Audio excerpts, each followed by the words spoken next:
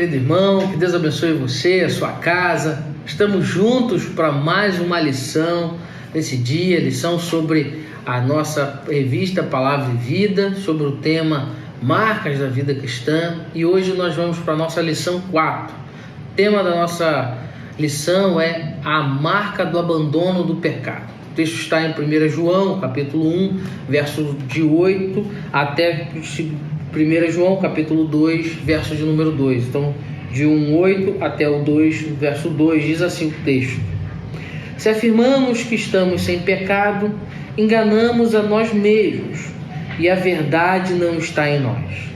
Se confessarmos os nossos pecados, Ele é fiel e justo para perdoar os nossos pecados e nos purificar de toda injustiça.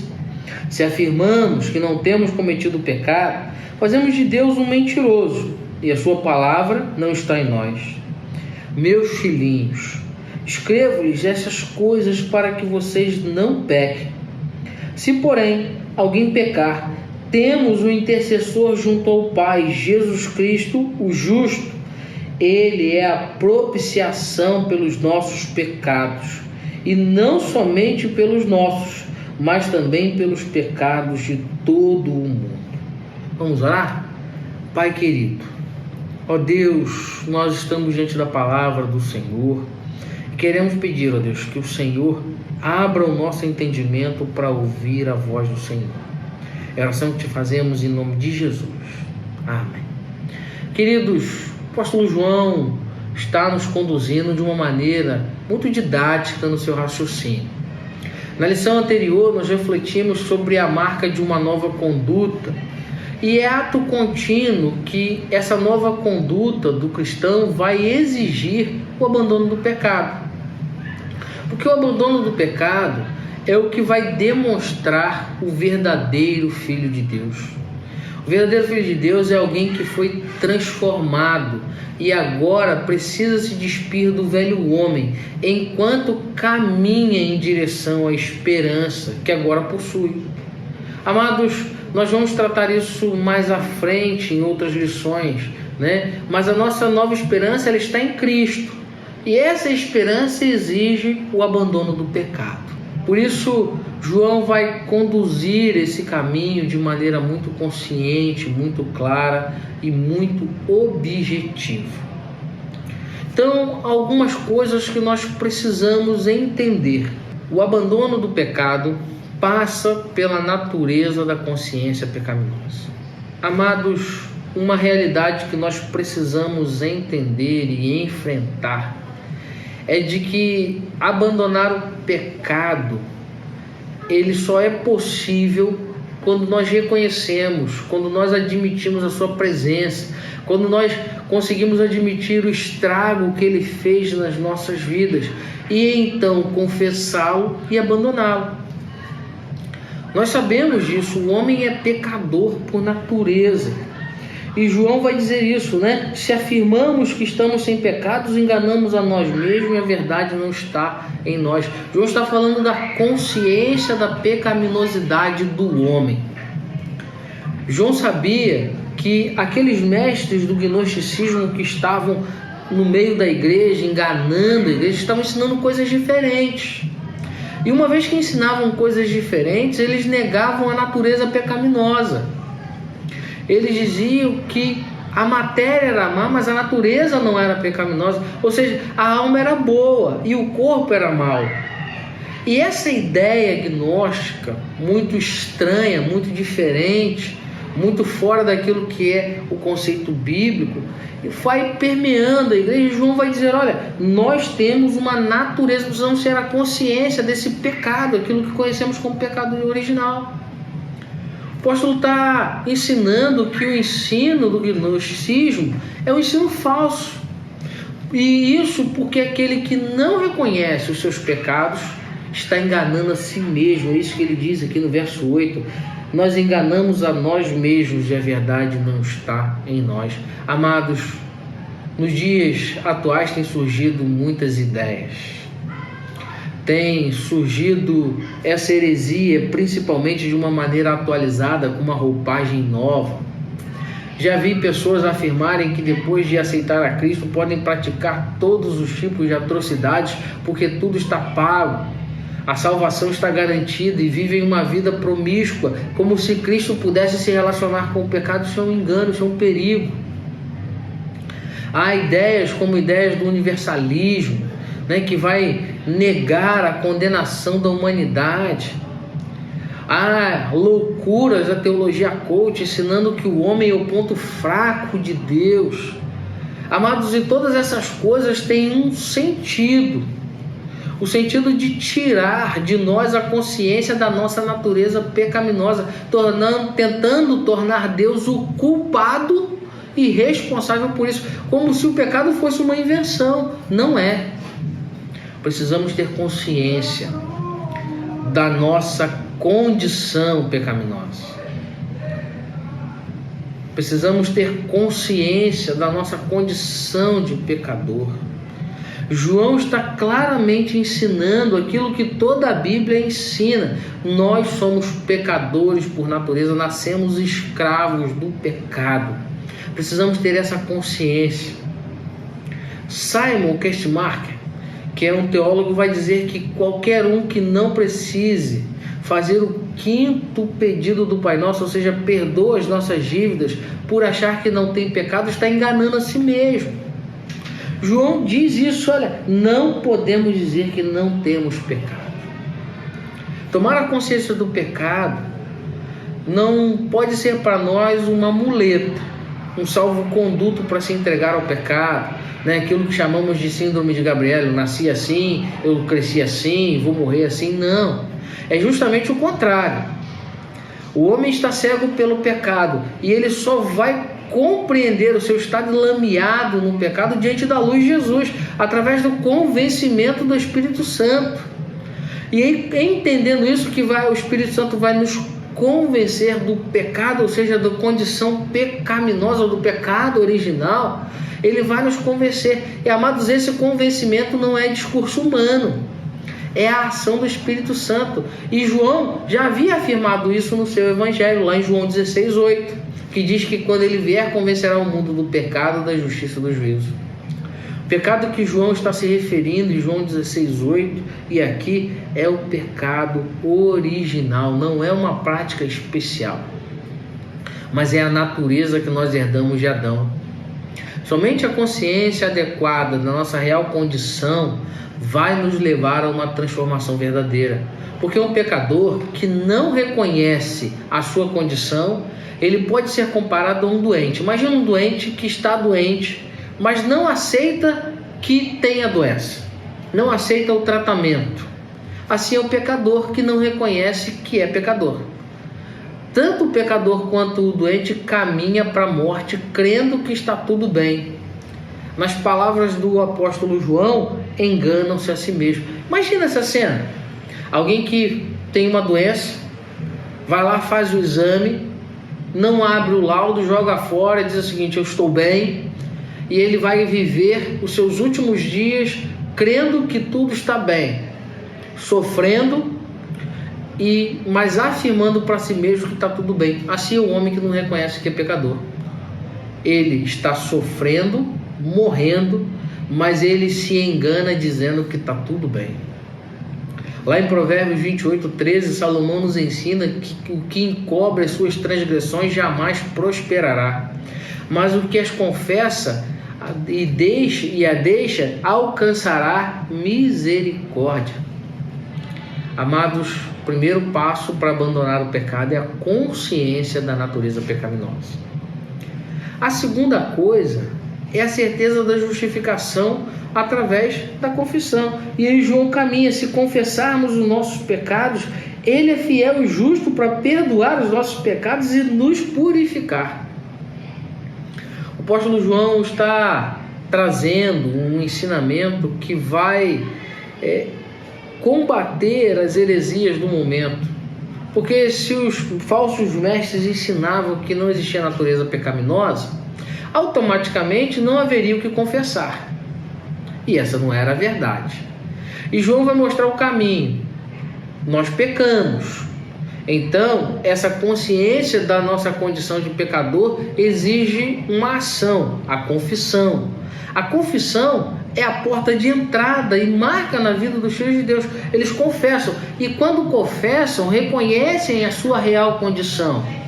Reconhecendo a sua real condição diante de Deus, agora são perdoados, e esse perdão é mediante o sacrifício de Cristo. E aí João vai dizer o seguinte: Cristo é fiel e justo para nos perdoar. Amados, precisamos entender que a confissão ela é parte do processo da vida cristã, porque a confissão ela é a decisão, ou seja, a vontade de romper com a prática contínua do pecado.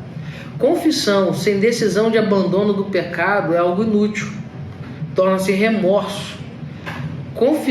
Confessar requer abandonar o pecado. O seu Champlin, comentarista, ele vai dizer que nós não podemos continuar voltando a Deus e dizer: Senhor, estou aqui novamente com o mesmo pecado, perdoa-me, porque isso não seria arrependimento, porque arrependimento é abandonar o pecado. O pecado, amados, na vida do cristão, ele deve ser visto como um acidente de percurso. Ele não pode ser entendido como uma prática contínua, rotineira. Práticas pecaminosas, rotineiras e escondidas vão nos afastar da presença de Deus, porque Deus não compactua com o pecado. Nós precisamos confessar todos eles, mas nós só vamos confessá-los se tomarmos consciência. Por isso devemos buscar diligentemente abandoná-los. João está dizendo que vai ser fácil, mas ele está dizendo que precisamos deixar. É uma realidade dura para nós. Nós lutamos contra a carne. E lutando contra a carne, lutamos contra a prática do pecado em nossas vidas e nos colocamos em xeque. Porque por mais que lutemos, vez ou outra podemos tropeçar e cair. Mas o mesmo João vai nos ensinar que quando cairmos, podemos nos levantar novamente. Olha o verso 1 do capítulo 2. Meus filhinhos. João fala com amor pastoral, paterno. Escrevo-lhes essas coisas para que vocês não pequem. Se, porém, alguém pecar, temos um intercessor junto ao Pai, Jesus Cristo o justo. Paulo em 1 Coríntios 10, 12... vai dizer que assim, aquele que julga está firme, cuide-se para que não caia. Porém, se nós cairmos, devemos confessar. Amados, nós precisamos entender isso. Quando pecamos, nós podemos fechar os nossos olhos, os nossos ouvidos, fechar o nosso coração e negar o pecado, tentar escondê-lo. E essa é a resposta do homem natural. Nós fazemos de tudo para esconder. Ou podemos admitir a nossa culpa e confessar o nosso pecado. Admitir a culpa e confessar o pecado é a condição de perdão, é o caminho para recobrar a comunhão com Deus. E o apóstolo está afirmando que Jesus Cristo é justo, ou seja, nós somos injustos, mas através do sacrifício de Cristo nós recebemos a sua justiça. E Cristo é o nosso advogado, e ele vai dizer... Olha só que coisa linda, ele vai dizer: se afirmamos que não temos cometido o pecado, fazemos de Deus um mentiroso e sua palavra não está em nós. Meus filhinhos, escrevo essas coisas para que vocês não pequem. Se, porém, alguém pecar, temos um intercessor junto ao Pai, Jesus Cristo, o justo. Quando João usa essa palavra intercessor, lá no grego, no original, ele usa o termo paracleto. Esse termo paracleto foi o título lá no Evangelho de João, utilizado para designar o Espírito Santo. Mas aqui ele está designando, ele está falando de Cristo, designando Cristo como um advogado. E o sentido dessa palavra intercessor, desse paracleto, é alguém que está ao nosso lado para nos ajudar, ou seja, alguém que está mediando as nossas vidas. João está dizendo que quando nós pecamos, Cristo se coloca ao nosso lado para nos auxiliar, ou seja, para nos limpar, para nos purificar, para nos libertar, para nos ajudar a ter uma nova conduta. É Cristo quem nos justifica. É através da justiça de Jesus que recebemos justiça. E isso foi porque apenas o sacrifício de Cristo satisfez a pena do pecado, a santidade de Deus. Amados, se Adão foi o nosso representante para o pecado, Cristo é o nosso representante para a justiça. Amados, Cristo é o nosso representante na corte celestial, onde cada crente está marcado por Jesus e está sendo salvo pelo sacrifício de Cristo. E aí João caminha, nos fazendo entender que abandonar o pecado é considerar o preço do perdão. Amados, João caminha e ele vai dizer, olha, ele é, verso 2 do capítulo 2, a propiciação pelos nossos pecados. E não somente pelos nossos, mas também pelos pecados de todo o mundo. Algo que João está deixando muito claro é que o perdão tem um preço. O perdão não é algo dado de qualquer jeito. Algo que deve estar profundamente marcado na memória do apóstolo quando escreve isso e precisa estar marcado em nossa consciência é o preço do pecado. Imagina que João, perceba isso, João viu as cenas da crucificação, porque João esteve presente em todas as etapas. Você vai ver João presente no momento da prisão, você vai ver João presente lá na casa do sumo sacerdote. Se você ler lá em João 18:15, você vai ver isso. Você vai ver João presente na crucificação, lá em João 19, a partir do verso 25. Você vai ver João presente na ressurreição, escrito lá em João 28. Em outros momentos em que Jesus vai aparecer aos discípulos após a ressurreição, João tinha essas memórias muito claras. João era o último discípulo vivo. E essas memórias marcaram João. E João agora vai lembrar aos seus leitores que o perdão é resultado do sacrifício de Jesus. João viu Cristo levando chibatada. João viu a dor de Jesus na cruz, aquela cena pesada, sofrida, horrenda aos olhos humanos. Cristo sangrando, uma bola de carne, sendo machucado, vilipendiado com toda a crueldade possível por causa dos nossos pecados. E aí João vai dizer, olha, ele é a propiciação, teve um preço.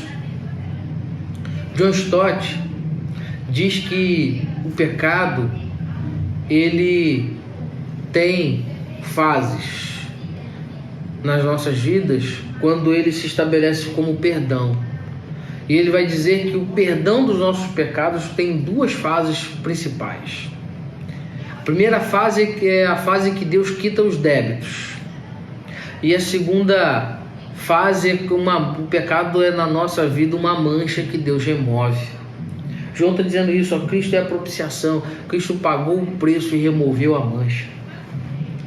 João vai afirmar que ele é a propiciação. E esse termo propiciação no grego é hilasmo, que significa satisfação. A ideia do sacrifício que aplacou a ira de Deus, a ideia de cumprir plenamente, de satisfazer plenamente a ira de Deus.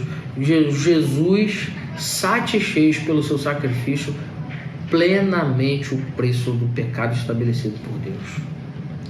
Ele vai nos ensinar que o sacrifício de Jesus cumpriu todas as exigências da santidade de Deus para o castigo do pecado. Por isso o pecado tem um preço. Por isso precisamos abandoná-lo, porque ele não foi algo conquistado de uma maneira qualquer. É a ideia do sangue que foi derramado como pagamento pelo nosso pecado. E aí a gente tem a figura do Antigo Testamento, quando os sacrifícios eram oferecidos para cobrir e afastar a ira de Deus. E a gente depois vai ver cá no Novo Testamento, vendo que os sacrifícios eram apenas sombras do que? Do sacrifício de Jesus. Amados, abandonar o pecado é reconhecer o preço do perdão. Reconhecer que esse perdão foi pago por um alto preço. Compreender que Deus entregou o seu Filho Jesus como sacrifício em nosso lugar. John MacArthur, o teólogo, vai dizer que o perdão dos pecados é oferecido ao mundo inteiro, mas recebido somente por aqueles que creem, como está em João 5,9. Não há outra maneira de ser reconciliado. Amados, o apóstolo está nos lembrando que o preço do perdão foi a vida de Jesus Cristo na cruz. Ali ele levou sobre si as nossas dores. Ali a ira de Deus foi aplacada sobre o pecado. O castigo que estava destinado a cada um de nós foi lançado sobre Cristo. Amados, precisamos entender isso. O perdão tem um preço. Por isso, meu querido irmão, a vida do cristão não pode ser associada a práticas pecaminosas. Como sofremos quando vemos homens e mulheres de Deus tendo o seu nome associado a práticas que são marcas da carne, marcas de homens descompromissados com Deus. O cristão não pode andar associado a práticas pecaminosas. Nós precisamos fugir das heresias que têm surgido a todo momento. Como vai nos lembrar o apóstolo, de fugir da tentação de interpretar a luz da cultura, a luz dos falsos ensinos, a palavra. Nós precisamos fugir desse risco. Nós precisamos fugir da tentação, do risco, da conversa que tenta nos iludir, da ilusão de interpretar a palavra de Deus à luz da cultura, de tentar ajeitar a palavra de Deus às suas verdades, de tentar atualizá-la. Sabe por quê, amados? Fazer isso é desconsiderar a palavra de Deus, e a palavra de Deus é uma verdade que é imutável. Jesus Cristo morreu como propiciação pelos nossos pecados. Essa é uma verdade inexorável da palavra de Deus. João vai dizer que ele foi a propiciação pelos nossos pecados. Por isso, quero concluir chamando você para pensar nisso. O ensino dos gnósticos e desse nosso tempo que muitos tentam ensinar é que não existe pecado. Mas se não existe pecado, o sacrifício de Jesus foi em vão. E João afirma categoricamente que o preço foi pago mediante o sacrifício. Amados, João no verso 10 vai dizer: se afirmamos que não temos cometido pecado, fazemos de Deus um mentiroso e sua palavra não está em nós. Porque se não existe pecado, Deus fez um teatro na cruz. Werner de Boer, comentarista, vai dizer que quando nós negamos que somos pecadores, transformamos Deus em um mentiroso, não apenas em sua palavra, mas no seu feito na cruz. Tudo aquilo se tornaria um teatro. É isso que o João está dizendo. Olha, se vocês não acreditam no pecado, a vida de Deus, a ação de Deus e a obra de Cristo foi um teatro, uma mentira. Porém, uma verdade que não se muda é que Cristo morreu em nosso lugar. Jesus pagou o preço dos nossos pecados na cruz. Em Jesus nós recebemos perdão, justificação. Em Jesus desfrutamos de comunhão com Deus. Amados, nossos pecados foram pagos por um alto preço. Por isso, o cristão precisa buscar, ele deve buscar uma vida santa. Ele deve abandonar os prazeres do pecado, vivendo e desfrutando plenamente das bênçãos de Deus que são geradas pelo perdão. Que Deus abençoe você, que nós possamos viver uma vida santificada pelo Espírito Santo, pela sua palavra. Vamos orar? Pai, ó Deus, nesse tempo pedimos que o Senhor nos ajude na tarefa de vivermos uma vida santa. Perdoa, Deus, os nossos pecados. E ajuda-nos, ó Pai, a abandonar essas práticas que nos afastam do Senhor. É a oração que te fazemos em nome de Jesus. Amém. Deus abençoe você, meu irmão. Um grande abraço e até a próxima lição.